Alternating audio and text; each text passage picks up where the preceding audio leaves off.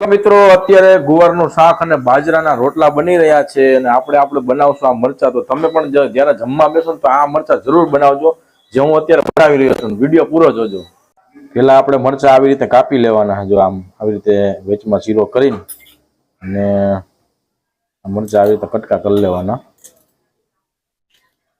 બરાબર, બે મોટા મરચા લીધા. મિત્રો મેં આવી રીતે મરચા કટિંગ કરી લીધા છે. હવે આપણે આમ નાખશું મીઠું અને હળદર. મિત્રો આ છે આપણો મસાલો. તો આપણે નાખશું થોડીક હળદર માપે નાખવાની છે મિત્રો, બહુ જાજી નથી નાખવાની. બરાબર છે. અને આપણે હવે નાખી દઈશું નમક એડ કરી દીધું. બસ આટલું જ નાખવાનું, બીજું કશું જ નાખવાનું નહીં. તો મિત્રો હવે આપણે કઢાઈ ગરમ કરી નાખી છે અને નીચે આપણે ગેસ ચાલુ કરી દીધો છે. હવે આપણું કેવું હોય ભાઈ, આપણે જો અહીંયા બાજરીના રોટલા બનાવે પણ આપણા જે મન થાય ને ખાઈ લેવાનું બનાવીને ભાઈ, કોઈની રાહ જોવાની નહીં મારો ભાઈ. બરાબર ને? આપણે મરચા ખાવાનું મન થયું એટલે આપણે ભાઈ હાથે ભાઈ કટિંગ કર્યા અને હાથે આપણે બનાવશું, બીજું કાંઈ નહીં.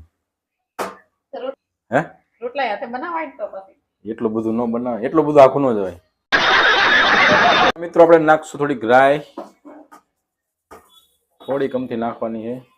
આમુજોમાં નાખશું એક જ ભરી તેલ નાખવાનું છે, બહુ જાજુ નથી નાખવાનું. બરાબર મિત્રો, હવે તેલ ગરમ થઈ ગયું એટલે આપણા મરચા નાખી દઈએ. હવે આને આવી રીતે હલાવી લેવાના. ગુવારનું શાક હોય એટલે ખાવાની મજા કઈક અલગ જ આવે, આમાં ટેસ્ટ જ કઈક અલગ જ હોય. આવી રીતે મસ્ત થઈ જાય. ચાલો મિત્રો, હવે આપણા મરચા થઈ ગયા છે ને હવે મસ્ત મજાનું આપણે જમી લઈએ ભાઈ. હવે રહેવાતું નથી આપણાથી. બરાબર છે. તો આ છે બાજરીના રોટલા અને આ છે ભાઈ ગુવારનું શાક. યસ ને ખાવા નથી તારે ભાઈ? એમ થોડું હાલે. આ છે આપણે બાજરીનો રોટલો ના ગરમા ગરમ એકદમ મસ્ત શાક છે.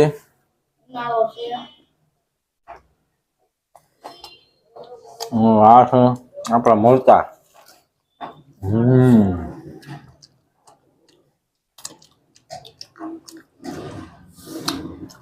ખાઈ લે.